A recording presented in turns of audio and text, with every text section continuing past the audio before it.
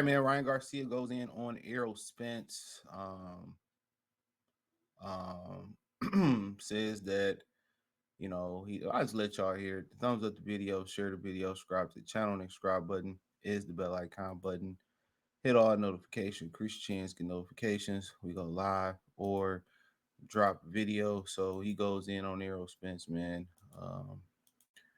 Let's get to it. See if we can pull this up. Give me 1 second. There we go. We A1. What's Errol been up to, man? Fuck Errol. What? Yeah, fuck Errol. Oh yeah, he ain't with Derrick James no more. I Yeah, forgot. exactly. You ain't Derrick James. Fuck you, motherfucker. You folded. You didn't want to pay him some money. That's fucked up. It's all business, but still, at the end of the day, some fucked shit up. How I pay him more on a fight I made less? The fuck? Come on, motherfucker. Fucking, bro, and he been with you your whole career. The fuck is wrong with you? How I pay Derrick more on a fight I made less? Pager, let him know. So what was the split all about? Like it was just about what's Earl been? I mean, it wasn't Derrick's fault what happened that night, man. Earl looked like he was Bro, Errol was high like as fuck. he That's was normal. like he looked like he was high. Dog, the motherfucker couldn't even form a sentence. The fuck? I mean, it wasn't. So you heard what Ryan Garcia had to say. Now, addressing the first part of it, overpaying Derrick James. I mean, there you go. I heard it was over I heard it was over a period of time, man. That I heard it was over a period of time where this is just allegedly going behind the scenes that Derrick James was getting money. He was getting money out of the guarantee and not getting money after the back end. So I heard that was an issue too. That over the years, that allegedly Derrick was suing for $5 million, or he wanted $5 million. Nah, that's just what I heard from behind the scenes. That Errol was giving him his percentage out the guarantee, and not giving him his percentage, out the out the after the back ends and all that, and that became an issue. But I figured if that's the case, why would he just find out about that now? Maybe he just looked into it. And at the end of the day, if the number is 5 million, ain't nobody trying to give up 5 million. And then if we don't have an agreement in paper, then that's gonna be hard to prove in the court of law. You know what I'm saying? So if it was just off the handshake and off of what I said as a man as a word or the words, it's really nothing. If that's true, it's nothing they can do in the court of law at that point. And for him, that's messed up. For him, that's messed up, bro. I mean, it is what it is. So, as a trainer, I know most of these trainers, they trust the word because he came up in the amateurs with Errol Spence. No, Daddy seemed to be solid. He seemed to be solid, but you gotta get this shit in paper. You can't trust nobody, man. These people these days, you can't trust them, bro. Can't trust them. And in my opinion, that's mad unfortunate. And I always talk about how black men don't have no allies. Our women ain't our allies. And some of y'all want to believe that not to be true. Over the years, my course has changed on that. I've seen some things. They not our allies, man. The men ain't our allies. We all know that, and we can just keep going on and on. If we don't have each other back, all right.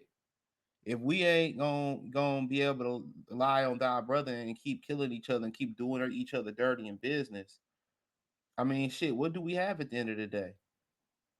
We got nobody. Only person you can depend on is yourself. And in my opinion, that's fucked up. That all we got is each other. And we don't even have each other. So how we expect everybody to stay on code in the black community when we ain't on code. You know what I'm saying? We ain't on code.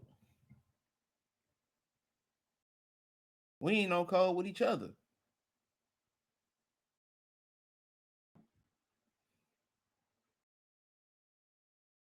So that's one thing to look at. We ain't on code with each other.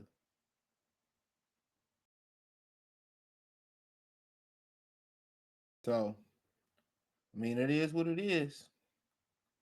Um, it's unfortunate, but that's the hand we dealt.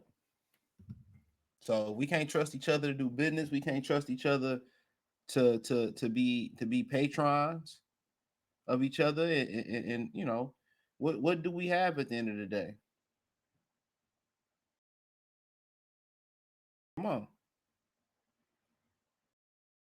what do we have at the end of the day?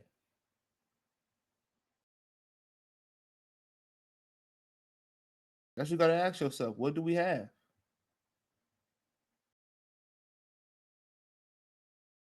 We ain't got shit.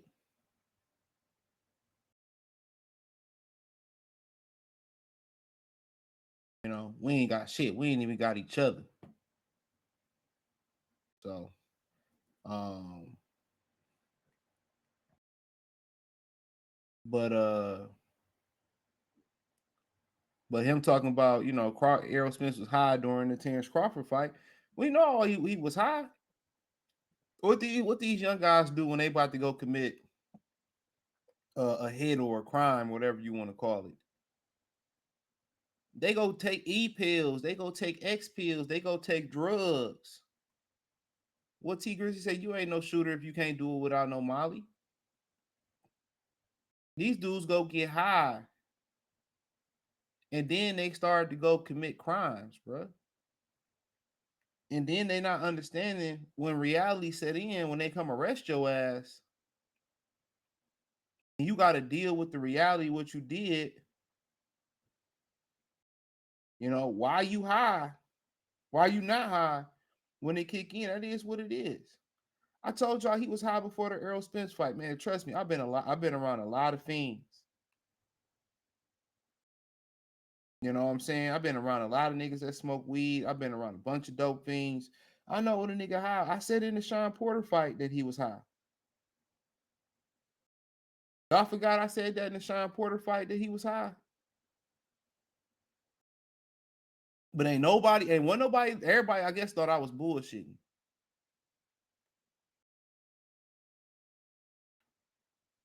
I think everybody thought I was bullshitting when I said that he was high in the Sean Porter fight. And I wasn't bullshitting. He was high as hell in that fight. You could tell. But anytime you lose, let me tell you this. Anytime you lose, everything is magnified. He was high before the Sean Porter fight. Allegedly. So that wasn't shit new. I'm the only one that pointed that shit out.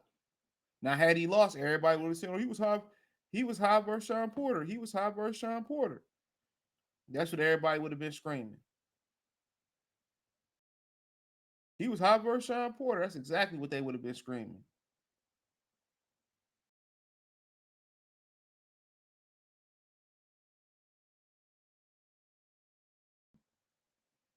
That ain't nothing new. Some people, I used to know some guys that used to play football. I used to go out there and get high right before the game.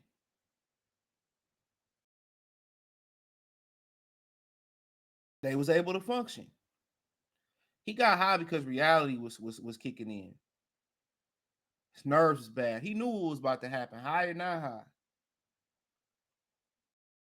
All that talking that he was doing, that shit was coming to an end.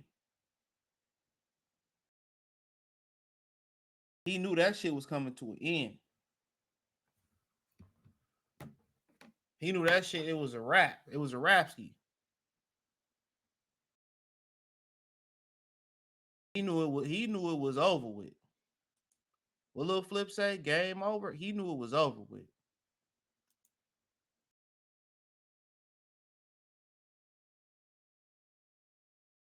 He knew what time it was. But that's life. I told y'all, men fall out over women and money. It's usually the combination of those things. It's always the combination of those things. So thumbs up the video, share the video, subscribe to the channel. The subscribe button is the bell icon button. Hit all notifications, increase your chance to get notifications. We go live or drop video. Financially, want to support the channel? Cash App, $ CJ Good 313, Venmo CJ Good 313, PayPal link in the description. Hit the link tree. Find me on Twitter, Instagram, Spotify, Anchor, Cash App, Venmo, PayPal, Apple Podcasts, Google Podcasts, the whole nine. Peace.